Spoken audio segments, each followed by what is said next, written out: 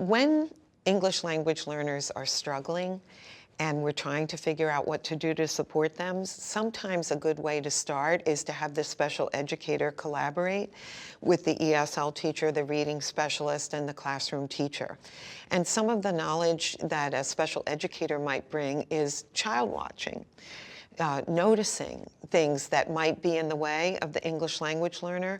I do think that they gain skill sets in that close-up assessment of the learner and trying to tease apart what might be getting in their way. But also sometimes they have really strong backgrounds in learning style, approaches to the teaching of reading and writing, and they might know other ways in that the team has not considered. But certainly we don't want to involve them too early, imagining that there's a disability in the learner before we've investigated all other possibilities. And one thing we definitely want to avoid is seeing it as either or. It's either special ed or it's ESL, or I don't think it's ESL, I think it's special ed. Well, when did the English language learner stop being an English language learner? They're still an English language learner. The ELL things still apply, whether they're in special ed or whether they're in gen ed. So we want to make sure that whatever we offer them still has the ELL lens on it, that we're still noticing their needs as a second language learner.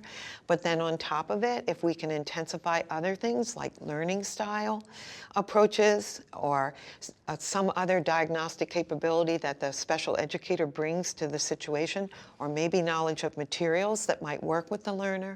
We want to integrate all of that together, but we want to make sure it's compatible. We don't want to use a special ed methodology that's incompatible with the needs of an English language learner, such as just working on sound symbol correspondence for a half hour, because that's too discrete. The English language learner is needing to make sense of English always, and comprehension is always important. It should be reading that they're enjoying, where they're learning about something. It should be meaningful, meaning-centered instruction, not discrete drills that they're doing on a computer or anywhere else.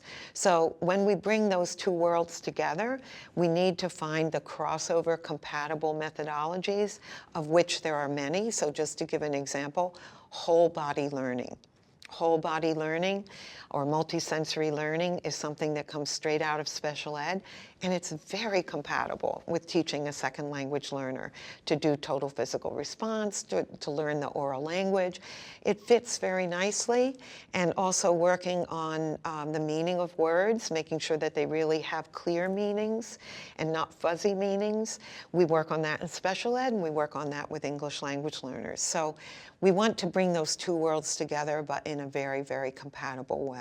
Everything that's in special ed is not appropriate for English language learners. I have to know what the appropriate things that I can take out of special ed, and they carry very nicely over to the English language learner. Likewise, there could be methodology that I know from the ESL world that isn't being used in special ed and needs to be.